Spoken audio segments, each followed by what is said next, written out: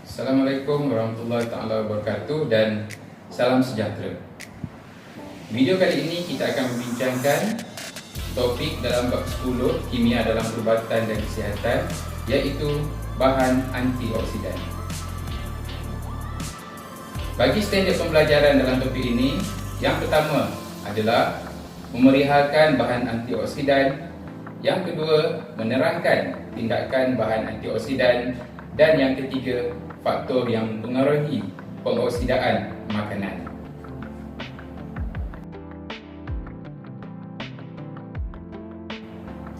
Bahan antioksidan.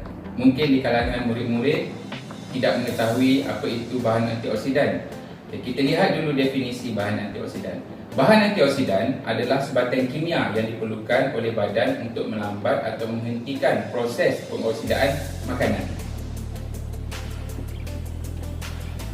Fungsi bahan antioksidan adalah ia dapat melindungi sel badan daripada kerosakan akibat radikal bebas dan dianggap sebagai barisan pertahanan terhadap risiko sesetengah penyakit.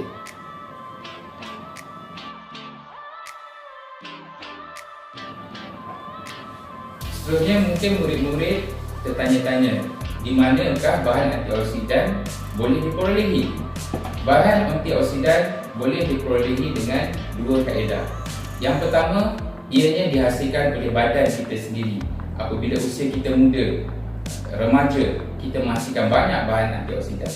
Tetapi apabila kita tua, bahan antioksidan dihasilkan adalah berkurangan. Yang kedua, kita boleh mendapatkan bahan antioksidan daripada pemakanan kita. Keupayaan badan untuk menghasilkan antioksidan semakin berkurang disebabkan peningkatan usia. Jadi oleh itu, sumber makanan kita perlu kaya dengan bahan antioksidan untuk kita mengelakkan daripada masalah yang lebih besar seperti masalah kanser dan kerosakan organ dan sebagainya.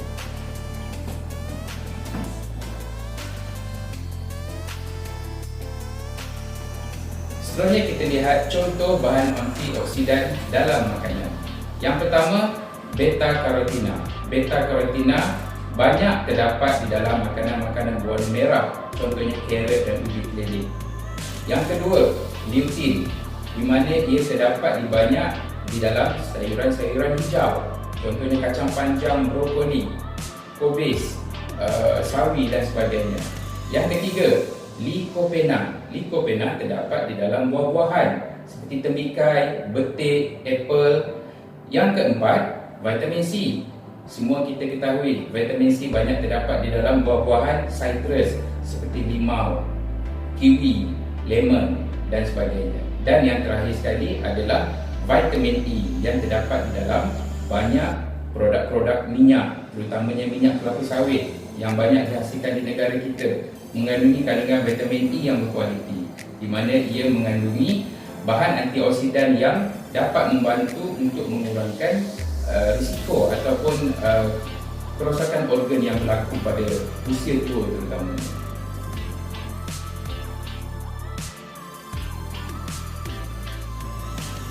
Apakah tindakan bahan antioksidan terhadap radikal bebas yang kita bincangkan tadi? Kita ingin mendapatkan bahan antioksidan yang mencukupi untuk badan. Untuk apa?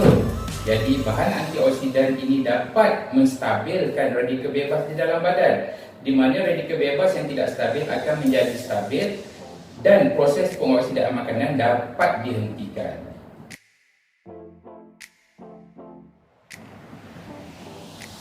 Seterusnya kita lihat sedikit berkaitan dengan radikal bebas yang mana kamu telah mempelajarinya pada unit yang sebelum ini. Radikal bebas adalah atom ataupun molekul yang kekurangan elektron, yang mana ia tidak stabil dan akan menyerang atom atau molekul lain untuk ia mempengaruhinya menjadi tidak stabil seperti dirinya juga.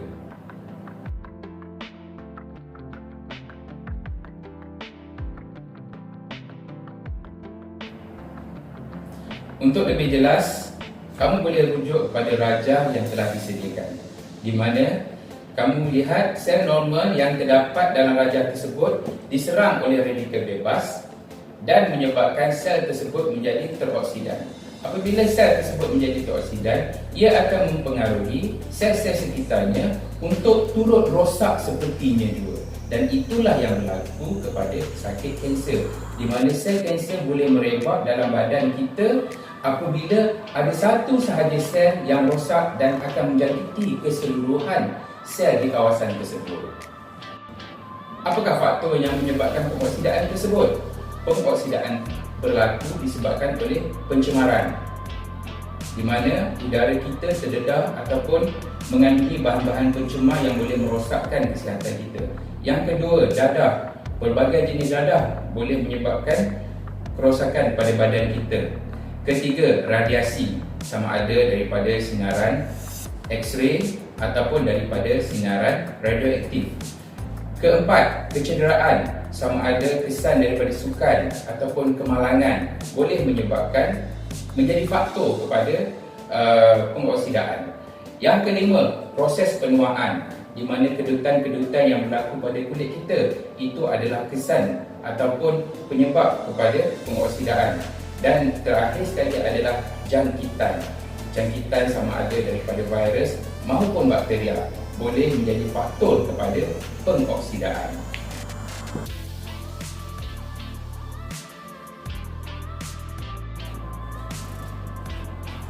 Jadi, apakah tindakan bahan antioksidan terhadap radikal bebas? Kita telah ulang kaji bahawa radikal bebas adalah atom ataupun molekul yang tidak stabil, yang kekurangan elektron di petala terluarnya. Oleh yang demikian, bahan antioksidan yang kita perolehi daripada makanan seperti daripada buah-buahan yang telah kita bincangkan tadi akan memberikan satu elektron kepada radikal bebas tersebut. Apa kesudahannya? Radikal bebas yang telah menerima elektron daripada bahan antioksidan tersebut akan menjadi lebih stabil dan risiko untuk kita mendapat kerosakan sel adalah rendah.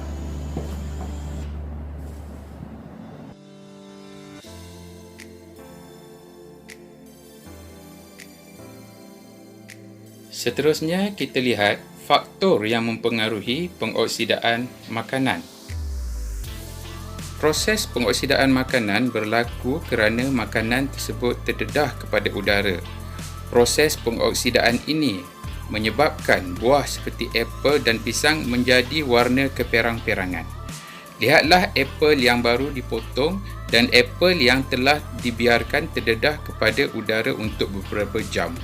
Ternyata apel yang telah terdedah kepada udara untuk beberapa jam mengalami kerosakan dan tidak sesuai untuk dimakan.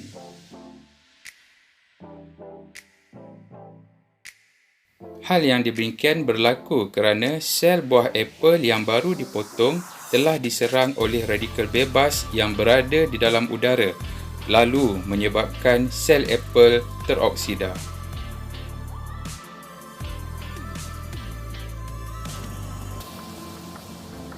Bagaimana cara untuk mengelakkan atau melambatkan proses pengoksidaan makanan ini?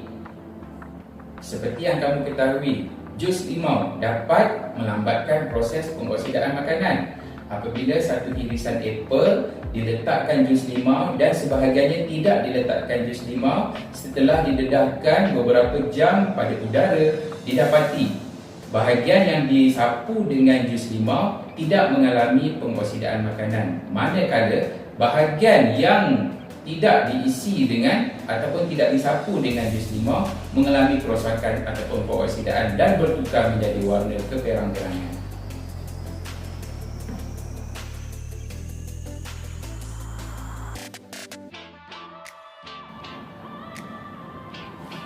Untuk meningkatkan kefahaman murid semua, murid bolehlah menjalankan eksperimen normal bersama guru di sekolah, iaitu eksperimen 10.1 yang mana dia bertujuan untuk mengkaji kesan jenis larutan yang berbeza terhadap pengoksidaan buah apel.